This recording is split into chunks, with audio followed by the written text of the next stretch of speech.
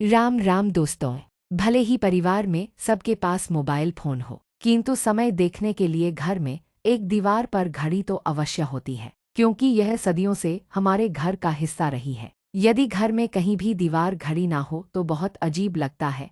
कुछ घरों में तो एक से ज्यादा भी घड़ी होती है। तो दोस्तों, घड़ी को क्या कहीं भी टांग देना ठीक है या नहीं, आज की इस वीडियो में जानेंगे। दोस्तों, घड़ी को भूलकर भी इस दिशा में ना लगाएं, इससे फैलती है घर में नकारात्मकता। इसी के साथ हम जानेंगे दोस्तों कि आपको कैलेंडर कहाँ पर नहीं लगाना है, क्या गलती आपको नहीं करनी है, और साथ ही मैं आपको बताऊंगा कि यदि आपके घर वास्तु दोष है तो कैसे आप जान सकते हैं और क्या उपाय कर सकते हैं जिससे कि वास्तु दोष दूर हो जाए और आपके जीवन से परेशानियां खत्म हो जाए। तो पूरी जानकारी के लिए इस वीडियो को अंत तक अवश्य देखिएगा। दोस्तों, इससे पहले आपसे एक विनती करते हैं कि अगर आपने अभी तक हमारे चैनल को सब्सक्राइब नहीं किया है तो चैनल को सब्सक्राइब करके बेल आइकन जरूर दबाइए और सच्चे मन से सच्चे हृदय से कमेंट बॉक्स में लिखना ना भूलें, जय जय बजरंग बली। और यदि आप बजरंग बली के सच्चे भक्त हो तो वीडियो को एक लाइक अवश्य करें।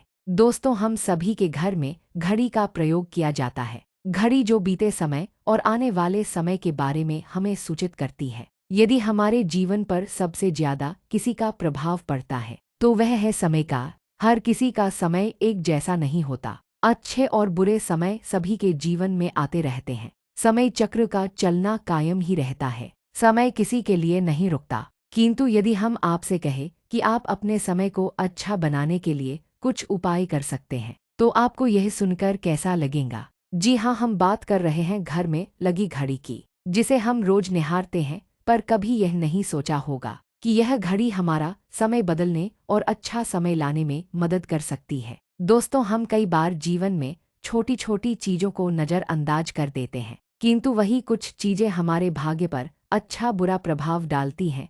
इसी तरह घर में और भी कुछ चीजें हैं जो आपके वास्तु दोष का कारण बनती है और आपकी परेशानी की वजह बनती है। तो आइए पहले जान ले आपको अपने घर में वास्तु दोष के बारे में कैसे पता लगता है और किस तरह से आप आसानी से इसे ठीक कर सकते हैं। दोस्तों, वास्तुशास्त्र के अनुसार किसी भी घर में वास्तु दोष होने से सुख शांति और पारिवारिक उन्नति में बाधा पैदा होती है। इसका कारण है कि उसमें पनपने वाली नेगेटिव ऊर्जा से व्यक्ति के भाग्य पर प्रभाव पड़ता है। साथ ही घर के लोगों को कई प्रकार की परेशानियों का सामना करना पड़ता है। दोस्तों, शास्त्रों के अनुसार यदि हम यह छोटे मोटे उपाय कर ले तो अपने घर में नेगेटिव एनर्जी से छुटकारा पा सकते हैं। आइए जानते हैं, किंतु उससे पहले दोस्तों आपसे रिक्वेस्ट है कि वीडियो को लाइक करें, अपने दोस्तों के साथ शेयर करें और यदि आपने अभी तक चैनल को सब्सक्राइब नहीं किया तो सब्सक्राइब करके बेल आइकॉन अवश्य प्रेस कर लें। नंबर 1, जीवन में तरक्की पाने के लिए रोज पहली रोटी गाय को दे, पीपल को जल चढ़ाएं और चींटियों को शक्कर मिला हुआ आटा दे और तांबे के लोटे में जल व लाल चंदन मिलाकर रात को अपने सर के पास रखकर सो जाए। सुबह उस जल को तुलसी को चढ़ा दें। ऐसा करने से आपकी परेशानियां धीरे धीरे दूर हो जाएंगे। नंबर 2, वास्तु के अनुसार यदि आपके घर में तिजोरी है और आप उसके सामने शीशा लगा दें तो इससे धन में बरकत होती है। व्यापारी लोग अपने कैश बॉक्स के सामने शीशा लगाएं, इससे आपके ग्राहक बढ़ेंगे। नंबर 3, झाड़ू पोंछा कभी भी खुले में नहीं रखना चाहिए, इन्हें सदैव छुपाकर रखना चाहिए और झाड़ू कभी रसोई में नहीं रखनी चाहिए। इस बात का बहुत विशेष ध्यान रखें। नंबर 4, शौचालय का दरवाजा सदैव बंद होना चाहिए। माना जाता है कि घर की नेगेटिव ऊर्जा शौचालय में ही वास करती है। ऐसे में यदि शौचालय का दरवाजा खुला रहता है तो नेगेटिव ऊर्जा आपके घर में प्रवेश करती है। नंबर 5, घर में सुख शांति के लिए कपूर को घी में डुबाकर सुबह शाम जलाना चाहिए। इससे घर में वास्तु दोष भी कम होता है और घर में रह रहे सदस्यों के जीवन की परेशानियां कम होती हैं। दोस्तों, नंबर 6, दुर्घटना से बचने के लिए शाम को हनुमान चालीसा के पश्चात घर में कपूर अवश्य जलाना चाहिए। नंबर 7, घर में जिस जगह वास्तु दोष हो वहां कपूर की टिकिया रखें, खत्म हो जाने के पश्चात वहां दोबारा इसे रखें। नंबर 8, सूर्यास्त के पश्चात कभी भी किसी को दूध दही या प्याज नहीं देना चाहिए, यह भाग्य में बाधक बन सकता है। नंबर 9, घर के मुख्य द्वार पर कूड़ादान कभी भी ना रखें।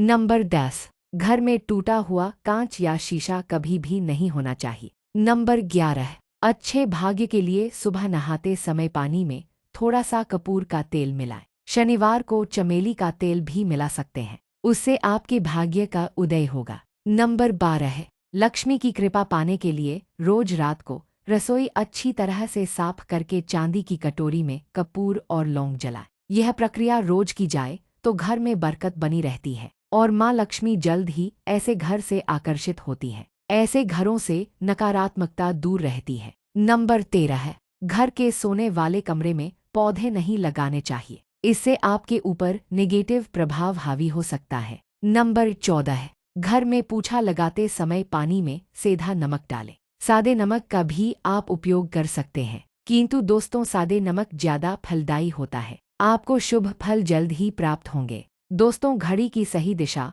आपके जीवन को भी सही रास्ता दिखाने में मदद कर सकती है। इसके अलावा घड़ी को किस जगह लगाना चाहिए और किस जगह पर नहीं, यह भी हम बात करेंगे। सबसे पहली बात जिसकी हम बात करेंगे वह है घड़ी का आकार। दोस्तों, यानी घड़ी किसी वास्तुशास्त्र के अनुसार गोलाकार की घड़ियां अंडाकार सबसे उत्तम मानी जाती है, पर आजकल देखा जा रहा है कि बाजार में कई प्रकार की घड़ियां मौजूद हैं, जिसमें घर के सदस्य या भगवान की तस्वीरें और फोटो भी लगी होती हैं। किंतु दोस्तों, आपको बता दें कि घड़ी के साथ तस्वीरें लगाना बिल्कुल भी सही नहीं है। आपके घर के सदस्यों के जीवन पर समय का प्रभाव देखने को मिल सकता है और भगवान की तस्वीर वाली घड़ी घर में बिल्कुल भी नहीं लगानी चाहिए, क्योंकि भगवान की तस्वीर को रोज धूप दीप अगरबत्ती और पूजन की आवश्यकता होती है और घड़ी तो कई महीनों तक धूल में पड़ी रहती है। इससे भगवान का अपमान होता है और यह शुभ नहीं माना जाता।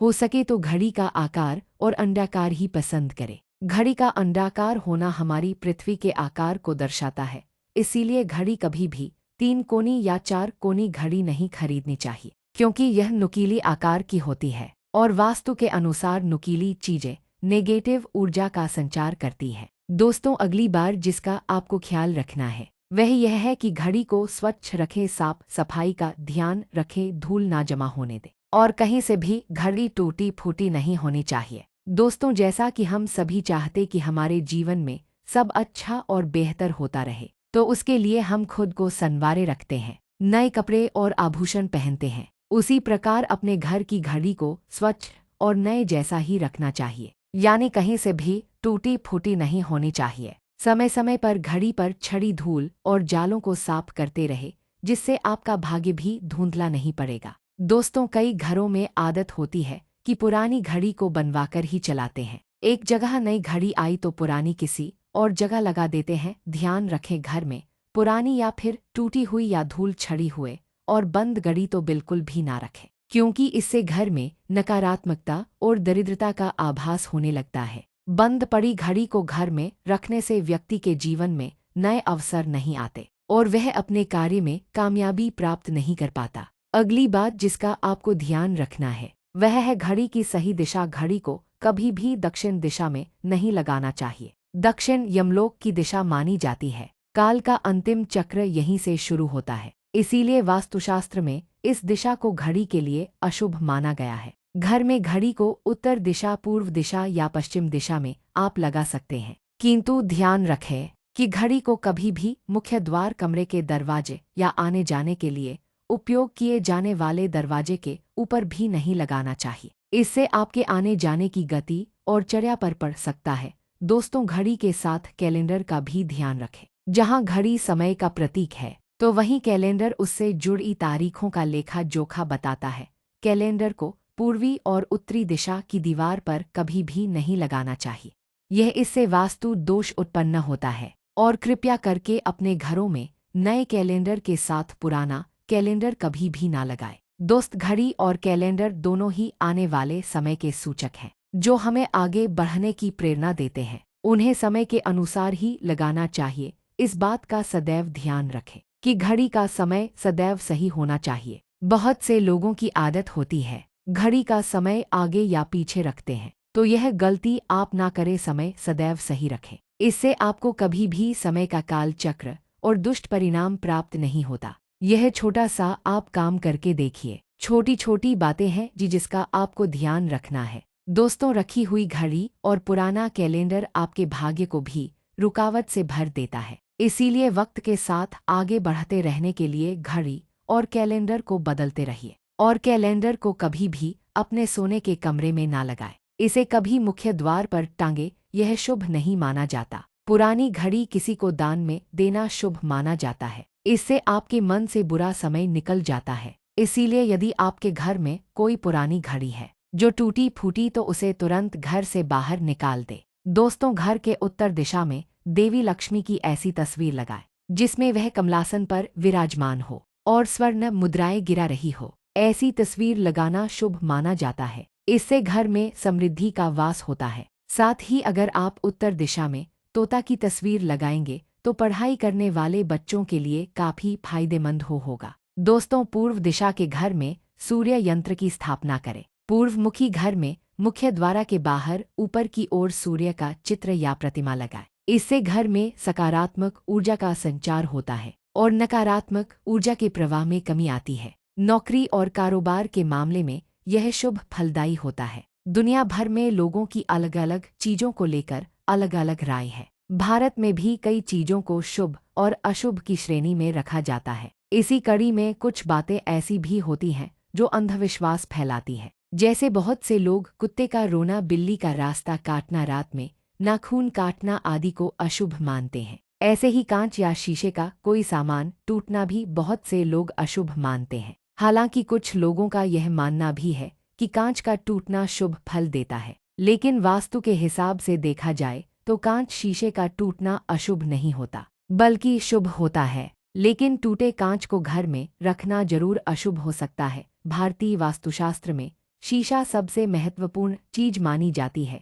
शीशे को वास्तुशास्त्र के अनुसार लगाना चाहिए। शीशा हमेशा सच्चाई को प्रतिबिंबित करता है। वह हमेशा उनके सामने की वस्तु या व्यक्ति की वास्तविकता को दिखाता है। आईना ईमानदार होता है क्योंकि वह कभी कुछ नहीं छुपाता। इसी कारणवश ये कहा जाता है कि आईना कभी झूठ नहीं बोलता। टूटा हुआ शीशा वास्तु के अनुसार अशुभ माना जाता है। दोस्तों, आज हम इस वीडियो के माध्यम से जानेंगे कांच और शीशे के टूटने को लेकर वास्तुशास्त्र में क्या कहा गया है और इस मामले में विज्ञान क्या कहता है। और यदि आपके घर में कांच या उससे बनी हुई कोई चीज धोखे से टूट गई है तो उसे आपको तुरंत क्यों हटा देना चाहिए। आइए हम आपको इसके बारे में विस्तार से बताते हैं। दोस्तों, वीडियो के अंत तक बने रहे और चैनल को लाइक और सब्सक्राइब जरूर करें। दोस्तों, हमारे घर में कांच से बनी कई सारी चीजें होती हैं, जैसे शीशा, टेबल, खिड़कियां, ग्लास और अन्य घरेलू वस्तुएं। यह बात सत्य है कि धोखे में या अनजाने में हमसे कांच टूट जाता है। हमें हमेशा यह सलाह दी जाती है कि टूटा हुआ कांच घर में कभी नहीं रखना चाहिए, क्योंकि वह अशुभ का संकेत माना जाता है। प्राकृतिक रूप से कांच नकारात्मक ऊर्जा को आकर्षित करता है और जब यह टूट जाता है तो सभी नकारात्मक ऊर्जा निकलकर घर में जाती है। यह नकारात्मक ऊर्जा घर में रह रहे प्रत्येक व्यक्ति के जीवन और घर के वास्तु को प्रभावित करती है। कभी भी अपने आप को टूटे शीशे में मत देखो, क्योंकि यह एक आगामी समस्या का प्रतीक माना जाता है। दोस्तों, वास्तु नियम बताते हैं कि सभी के बेडरूम में एक ऐसा शीशा होता है जिसमें व्यक्ति अपनी छवि में है। ऐसे में अगर वह शीशा टूट जाए या उसमें दरार आ जाए तो आपको नुकसान तो होगा, मगर यह संकेत है कि कोई बला आप पर आने वाली थी जो उस शीशे के ऊपर आ गई। ऐसे में आप किसी बड़े संकट से बचते हैं तो यहाँ पर शीशे के टूटने को शुभ कहा जा सकता है। वहीं अगर घर की खिड़कियों और दरवाजों का शीशा अचानक टूट जाए, उसमें दरार आ जाए, तो इसका मतलब है कि आपको सावधान रहने की जरूरत है, क्योंकि भविष्य में आपको बहुत परेशानी का या बड़ी समस्या का सामना करना पड़ सकता है। दोस्तों, कांच का टूटना बेशक शुभ संकेत है, लेकिन टूटे या चटके कांच या शीशे को घर में रखना वास्तु के अनुसार अशुभ माना जाता है। आज के वीडियो में बस इतना ही। दोस्तों, चैनल को सब्सक्राइब करके बेल आइकॉन भी अवश्य ही दबाकर रखें, जिससे आने वाले सभी वीडियो आपको समय से पहले मिला करे। और कमेंट बॉक्स में सच्चे दिल से जय सीताराम अवश्य लिखें। धन्यवाद।